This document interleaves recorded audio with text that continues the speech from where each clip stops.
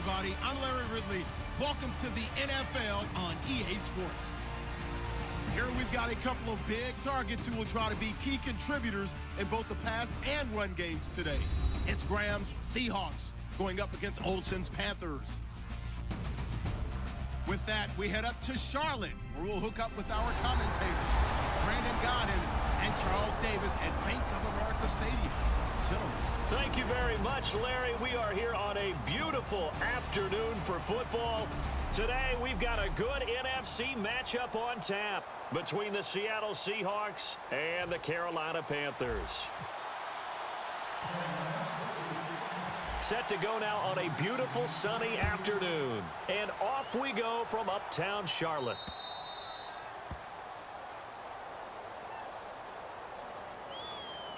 Free kick out of bounds. Kicking team. Big mistake here by the kicker, kicking it out of bounds. The one that drives coaches crazy. Keep it in the field of play and let your guys cover. Wilson to give to Rolls. And this defense feeling the encouragement. They stop him at the line of scrimmage on the first play of the afternoon. Bené Benwickery on the tackle. And after the play on the ground, that brings up second down here. A one-yard gain can look like a disaster, but it all depends on how the game is going. Is it a series of one-yard gains running the ball? If that's the case, you might have to start thinking about throwing it a little bit more. But if it's just the occasional one-yard run, hey, congratulations to the defense. They won that one. Come back and get them the next time. 3 and out, a real danger here on their opening drive as they come up on a 3rd and 12. On 3rd down, Wilson. And he couldn't hang on to it through the contact. Incomplete. We know it's not an easy job to go out and catch passes when people are trying to tackle you and knock the ball away. But the bottom line is, that's a pass he's got to have and a pass he should have caught.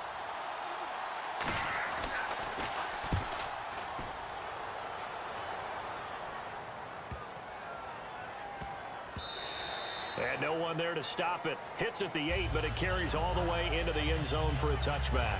So here are the Panthers now for their opening drive. They're led out by their big-bodied electric quarterback, Cam Newton. Cam has all the skills that you're looking for. The arm that can do everything, the ability to run, hard to bring down because of his size. But the joy that he plays the game, I think that's his stock in trade. That's his calling card. That's what sets him apart from other players. See if they stay on the ground for 2nd down. To throw on 2nd down is Newton. This is caught. It's Greg Olsen. 7 yards there, good enough to move the sticks. And that's one of his advantages of a passer, is it not? With his height, setting back there in the pocket, firing it over the middle, he can really see everything clearly. It is, and I know that other quarterbacks get it done different. There goes Jonathan Stewart. He's at the 30, past the 20, 10. Touchdown, Carolina. Jonathan Stewart, 69 yards. And the Panthers are going to take a first-quarter lead.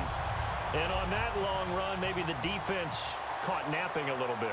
The concentration level may not have been there. I agree with you on that one, because those types of plays, when they result like that, they're almost like big bolts of lightning, aren't they? Whoosh, and off he goes. Gano now following the touchdown here to kick it away. That'll be taken in the end zone. And no run back here. This will be a touchback, and it comes out to the 25-yard line.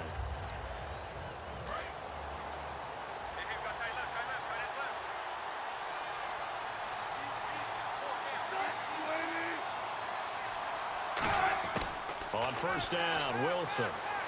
He's got time. It's caught outright by Graham. The completion good for 3, and it's 2nd down. Completed pass play. Now let's see if they go back to the air or to the ground.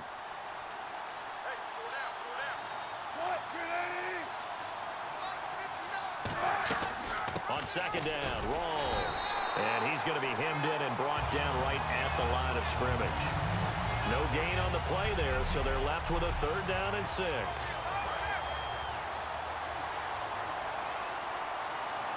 And the Panthers bring in their nickel set as they try to defend here on 3rd down. 5 defensive backs. Here's Wilson finding his safety valve here. That's complete.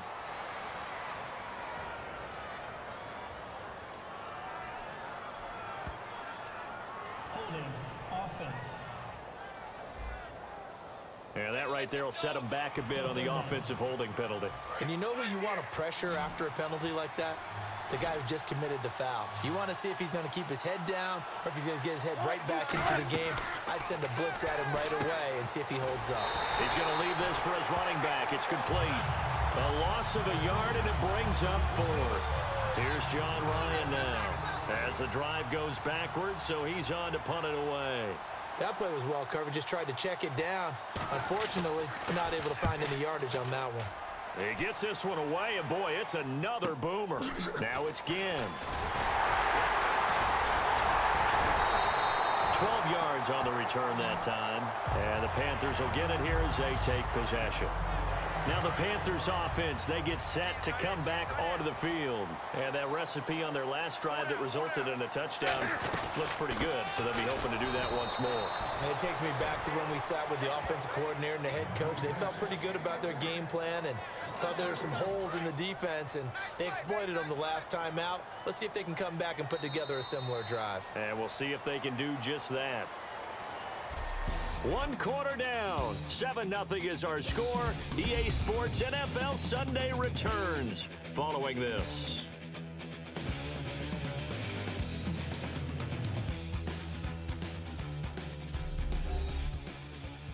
The NFL on EA Sports is brought to you by Head & Shoulders.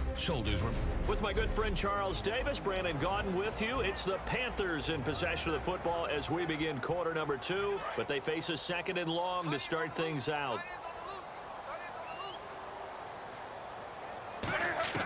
On 2nd down, here's Newton. And Olsen over the middle. 8 yards on the completion, but now they face 3rd down. Well, clearly one of his advantages as a passer is his height, sit back in the pocket, fired over the middle. That makes things tougher defensively, doesn't it? It really does, because your goal is to move the quarterback off his initial spot when he gets his drop back completed. But when you have that type of height, he can stay in there if he's willing to take the hits and just fire over the top, which saves him time and actually completes a play a little bit quicker than it normally does, where a quarterback has to slide and find open space to throw. And he'll take this one down to about the 40.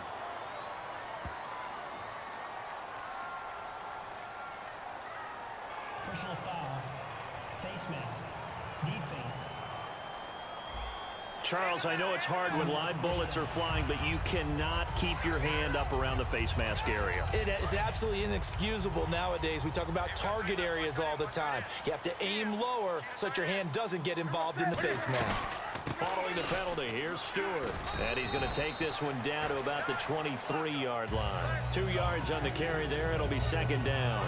And they still need 8 yards for the first here on 2nd down. That's a good play by the guys on the defensive side of the ball. Held him to a gain of 2. And that changes the playbook a little bit now for the guy calling plays. 2nd and 8.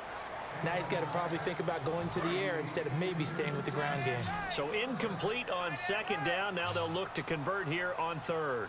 There are a good number of coaches that any time they call an in route are really worried about the play, because there's so much traffic ordinarily that the ball has to get through to get to the receiver. And on that play, it was batted down. So now off goes Newton, and on comes the kicker, Graham Gano. They get to the football. It's blocked. Now it's scooped up, and this is a live football. I have to admit, this statistic surprised me when I saw it. Carolina in 2015, a 15-1 team in the regular season, mind you, gave up 4 block kicks. Tied for the most in the league with the Browns. That almost feels like a team that was so much in control that they just had some letdowns or some breakdowns. Now Wilson on 1st down. And seeing no options, he just tosses this one away, incomplete. Now that'll bring up 2nd down. So the incomplete pass brings up 2nd down. It's a tried-and-true formula, and I don't think it'll change for as long as we play football. If someone's trying to throw the ball and you can put pressure on them and make it tough, that's only going to help your defense. Yeah, he's since being hurried. He got rid of it before taking the hit, but incomplete. And when you're playing a quarterback with some experience and some moxie, You enter the danger zone when you decide to blitz him, because if he's able to diagnose as he did on that play, he can hurt you downfield. He reads defenses so well, doesn't he? He really does, and the best part about that play for him, I don't think that was his primary target. I don't think so either. I think he had the read, figured out where the blitz was coming from, and went to a secondary target for a really nice gain. Well, they've had a pretty frustrating first half here offensively, and then just continued there with that incompletion. Yeah, definitely frustrating for them, but heartening for the other guys. Those stop troops, they're enjoying things right now because they've made it very difficult for them throughout the half. Give them 11 yards that time on the return, and out will come the offense as they take over. The Panthers offense here, they get ready to head back on the field. And they have to feel like they missed on an opportunity for points last time when they couldn't connect on that short field goal try.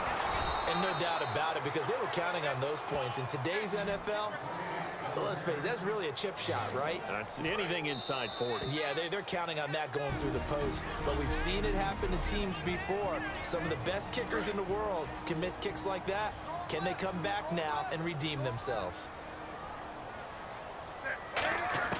Here's Newton now on second down.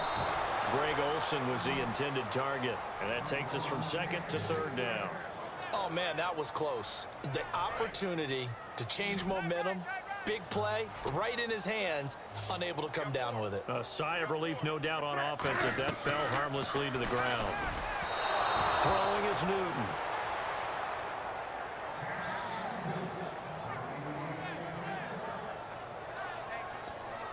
And a tough ask here. They're going to go for it on 4th down and 9. They are going to go for it. It's Newton.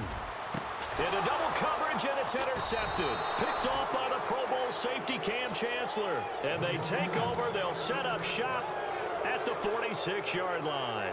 Well, that's a drive killer right there. Not a really confident throw either. This one was kind of up for grabs, and it's going to come down the hands of the wrong team. And the Seahawks get ready to trot out on the field. And last drive, 3 and out. Still a goose egg on the scoreboard. How do they break that goose egg? They've got to find a way to get the ball in the hands of their playmakers, get them some space, and try and make a first down and get some momentum going. It's been a struggle for them throughout the game, and that 3 and out on the last possession, that told you just how stalled they are on offense. So who will step? Pressure comes, and Wilson's going to go down. Charles Johnson in there to bring him down for a loss of 7. And they're going to hurry back to the line now. 3rd and long. It's Wilson. And this is going to be incomplete. He was looking for Thomas Rawls there. And it's 4th down. Here's John Ryan now. He's been terrific so far.